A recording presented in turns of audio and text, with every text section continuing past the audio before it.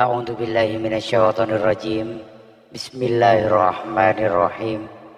Assalamualaikum warahmatullahi wabarakatuh. Syukur alhamdulillah kita bisa berjumpa lagi di channel ini. Sholawat dan salam selalu dan tetap tercurahkan kepada junjungan kita baginda agung Nabi besar Muhammad sallallahu alaihi wasallam.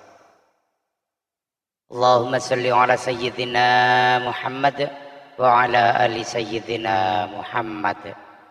Harapan dan doa saya semoga saudaraku semuanya selalu diberikan kesehatan, dilapangkan rezekinya, diampuni segala dosa-dosanya dan dipanjangkan umurnya. Amin amin ya rabbal alamin. Sahabat beriman yang dirahmati Allah, ibu adalah seorang wanita yang telah melahirkan, merawat, melindungi dan mendidik kita dengan sepenuh hati. Kedudukan seorang ibu adalah mulia dan penting. Dalam Islam mewajibkan kita sebagai umat muslim untuk berbakti dan patuh kepada seorang ibu. Seperti yang diriwayatkan dalam sebuah hadis, seorang laki-laki bertanya kepada Rasulullah sallallahu alaihi wasallam, "Wahai Rasulullah, siapakah yang paling berhak mendapatkan perlakuan baik dariku?" Rasulullah sallallahu alaihi wasallam pun menjawab, "Ibumu." Dan laki-laki itu kembali bertanya, "Kemudian siapa ya Rasulullah?" Rasulullah kembali menjawab, "Ibumu." Lalu orang itu bertanya lagi, "Kemudian siapa ya Rasulullah?" Rasulullah pun kembali menjawab, "Ibumu." Dan orang itu kembali bertanya untuk yang keempat kalinya, "Kemudian siapa?" Lalu Rasulullah sallallahu alaihi wasallam menjawab, "Ayahmu." Hadis riwayat Bukhari dan Muslim. Dalam hadis di atas telah disebutkan hingga 3 kali oleh Rasulullah sallallahu alaihi wasallam bahwa seorang ibu adalah orang yang wajib dan berhak mendapatkan perlakuan baik. Berbakti pada orang tua terutama kepada seorang ibu insya Allah akan membantu kita untuk masuk ke dalam surga. Dalam sebuah hadis diriwayatkan suatu ketika Ibnu Umar radhiyallahu anhu bertanya kepada seseorang, "Apakah engkau takut masuk ke neraka dan ingin masuk ke dalam surga?" Lalu orang itu menjawab, "Ya." Ibnu Umar pun kembali berkata, "Berbaktilah kepada ibumu. Demi Allah, jika engkau melembutkan kata-kata untuknya, memberinya makan, niscaya engkau akan masuk surga selama engkau menjauhi dosa-dosa besar." Hadis riwayat Bukhari. Lalu bagaimana jika seorang anak berperilaku buruk dan durhaka kepada ibunya? Anak yang durhaka terhadap orang tua tentu akan mendapatkan murka dari Allah Subhanahu wa taala. Terlebih kepada anak yang durhaka kepada seorang ibu, maka Allah akan menimpakan azab yang paling pedih karena seorang ibu rela mengorbankan nyawanya demi kita. Itulah mengapa dalam Islam Allah meletakkan kedudukan ibu sebagai orang yang mulia. Doa seorang ibu adalah doa yang paling mustajab dan cepat diijabah oleh Allah Subhanahu wa taala. Baik itu doa yang baik ataupun doa yang buruk. Dari Abu Hurairah radhiyallahu anhu Rasulullah sallallahu alaihi wasallam bersabda, 3 doa yang mustajab yang tidak diragukan lagi yaitu doa orang tua, doa orang yang bepergian atau syafar, doa orang yang teraniaya atau dizalimi. Hadis riwayat Abu Daud. Dalam hadis tersebut dikatakan bahwa doa orang tua adalah doa yang mustajab, yang baik maupun yang jelek. Maka dari itu janganlah sampai membuat ibu kita mengucapkan atau mendoakan yang buruk kepada kita.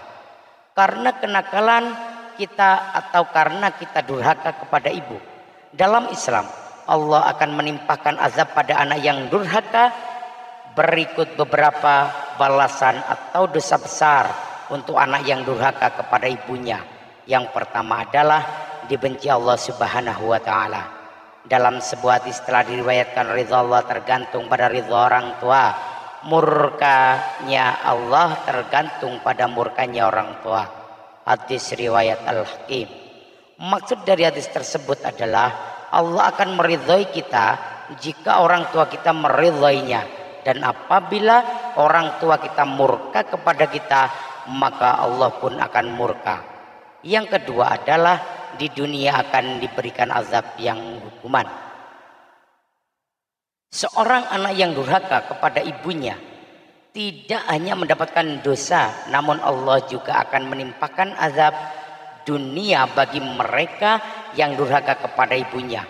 Dalam sebuah riwayat Rasulullah Shallallahu Alaihi Wasallam bersabda, setiap dosa akan diakhirkan oleh Allah kehendaknya sampai hari kiamat, kecuali dosa mendurhakai kedua orang tua. Sesungguhnya Allah akan menyegerakan balasan kepada pelakunya di dalam hidupnya sebelum mati. Yang ketiga adalah tidak diterima sholatnya oleh Allah Subhanahu wa ta'ala. Seorang anak yang durhaka, sholatnya tidak akan diterima oleh Allah Subhanahu wa ta'ala. Sebaik apapun Allah akan tetap menolak sholat seorang anak yang durhaka.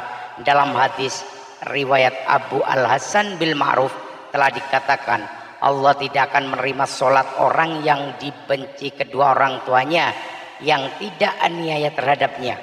Yang keempat adalah dosa-dosanya tidak akan diampuni. Dari Aisyah radhiyallahu anha, Rasulullah Shallallahu Alaihi Wasallam bersabda, dikatakan kepada orang yang durhaka kepada orang tua, berbuatlah sekehendakmu, sesungguhnya aku tidak akan mengampuni. Dan dikatakan kepada orang yang berbakti kepada orang tua bahwa berbuatlah sekehendakmu, sesungguhnya aku mengampunimu. Hadis riwayat Abu Nuaim. Dalam hadis tersebut jelas dikatakan oleh Rasulullah Shallallahu Alaihi Wasallam bahwa Allah dan Rasul tidak akan memberi ampunan kepada seorang yang durhaka terhadap orang tuanya. Yang kelima adalah terhapus semua amal ibadahnya. Seorang yang rajin beribadah namun dia durhaka kepada orang tua, maka segala amal ibadah yang telah dilakukannya akan terhapus. Sebagaimana yang diriwayatkan dalam hadis berikut, ada 3 hal yang menyebabkan terhapusnya seluruh amal: syirik kepada Allah, durhaka kepada orang tua, dan seorang alim yang dipermainkan oleh orang dungu. Hadis riwayat Tabrani.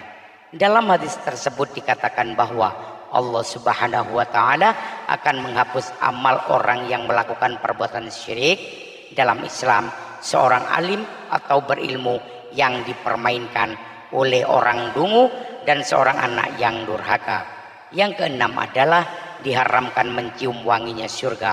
Allah akan mengharamkan seseorang yang durhaka kepada orang tuanya untuk mencium wanginya surga, seperti yang dikatakan dalam hadis, sesungguhnya aroma surga itu tercium dari jarak perjalanan 1000 tahun. Dan demi Allah, tidak akan mendapatinya barang siapa yang durhaka kepada orang tuanya. Hadis riwayat Tabrani. Yang ketujuh adalah tidak akan masuk surga. Dalam sebuah hadis diriwayatkan, ada 3 jenis orang yang diharamkan Allah masuk surga, yaitu pemabuk berat, pendurhaka terhadap kedua orang tua, dan juga seorang dayut atau orang yang merelakan kejahatan berlaku di dalam keluarganya, merelakan istri dan anak perempuannya serong. Hadis riwayat Nasai dan Ahmad.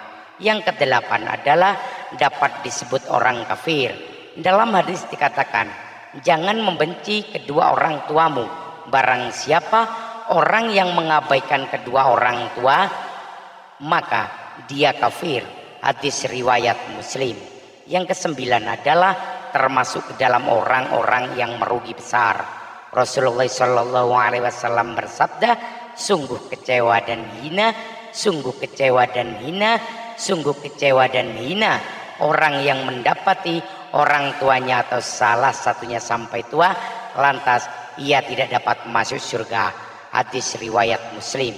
Maksud dari hadis tersebut adalah seorang anak yang mendapati orang tuanya atau salah satunya sampai tua namun dia durhaka dan tidak berbakti pada orang tuanya, maka sesungguhnya dia adalah orang yang merugi dan hina. Kemudian yang ke-10 adalah tidak termasuk ke dalam umat Rasulullah Shallallahu Alaihi Wasallam. Seorang anak yang durhaka kepada ibunya, maka dia bukanlah termasuk ke dalam golongan umat Rasulullah, karena Rasulullah telah memerintahkan kita untuk taat dan tidak durhaka kepada orang tua. Sahabat beriman yang dirahmati Allah salah satu kunci sukses dunia akhirat menurut Islam bagi orang muslim adalah doa dan restu orang tua. Islam menyuruh kita untuk berbakti kepada orang tua agar kita mendapatkan ridha Allah.